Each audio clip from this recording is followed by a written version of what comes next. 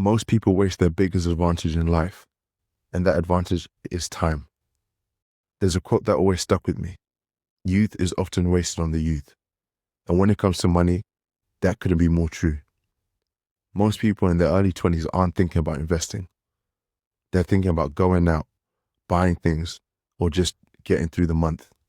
And before they realize it, 5 years has gone by, then 10. Then suddenly they're 30 and only just starting to think about investing. I don't want that to be me. I'm 21 years old. One of my biggest goals right now is simple. Reach 10,000 invested. Not saved, actually invested. And in this video, I'm going to show you where I'm at right now, the roadmap to 10K, and the habits I'm building early. Right now, I've already invested 2K this year, so the journey has already started. And honestly, the first 3,000 are the hardest. When you invest your first 1K or 2K, nothing really changes yet. You don't feel rich, you don't feel financially secure, it just feels like small numbers. But what most people don't realize is this: momentum matters. The habits you build when you invest in 1K and 2K are the exact same habits that build 50K, 100K, or more. The numbers change, but the habits stay the same. For some context, I work as an apprentice quantity surveyor, and most people have absolutely no idea what that is. So in simple terms, a quantity surveyor manages money on construction projects. We deal with things like project budgets, contracts, payment to contractors, and making sure projects stay financially on track. Builders build things, engineers design things, and quantity surveyors make sure the money side makes sense. Working around projects like this teaches you very quickly that money decisions matter.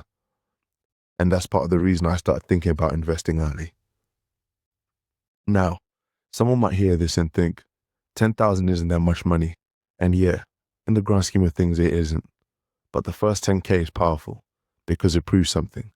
It proves you can earn money, keep money, and invest money consistently. And that's where most people struggle. Not because they can't earn money, but because they spend everything they earn. That's another quote I like. Wealth whispers. Real wealth isn't loud. It's not flashy. It's not showing off. Real wealth is quiet. It's discipline. It's consistency. It's small decisions repeated again and again.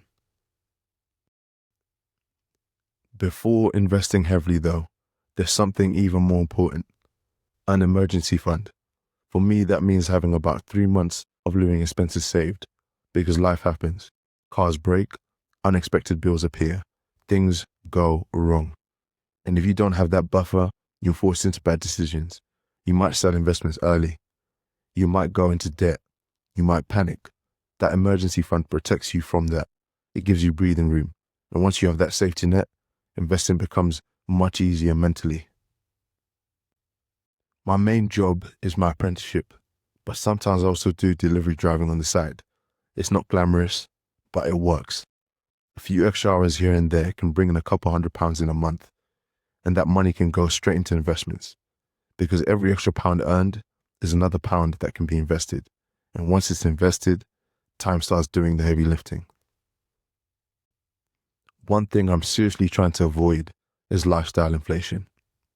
This is when people earn more money, but immediately start spending more. Better car, more expensive rent, more lifestyle. And before they realize it, they're earning more but still building nothing.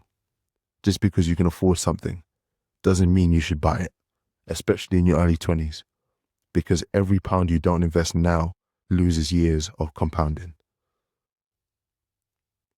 Investing is one piece of the puzzle for me, but it's not the only one.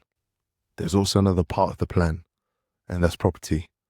Alongside investing, I've been building a rent-to-rent property business, and in very simple terms, what this means is we rent a property from a landlord and then rent the individual rooms out to tenants.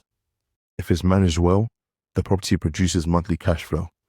It's still early days, but I look at this as the wealth accelerator, because the reality is a job alone probably won't get me to my financial goals, at least not as quickly.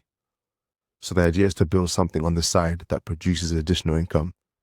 And if that income eventually covers my expenses, then I'll look at leaving the 9 to 5 and working on this full time. But that's the long-term goal. For now, it's just about building things step by step. The power of starting early.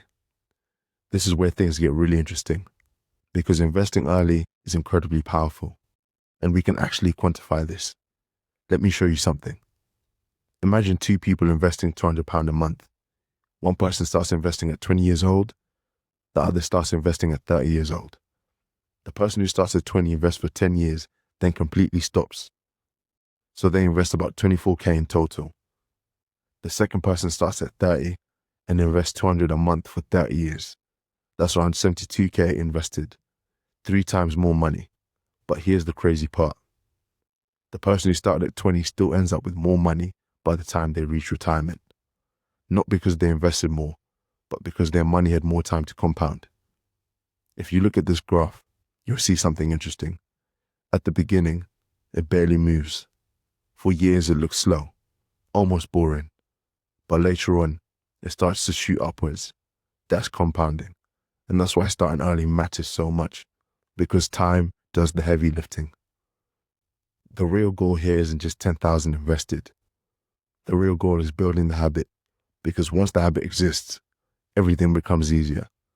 10k becomes 20k, 20k becomes 50k, 50k becomes 100k. But it all starts with the first step.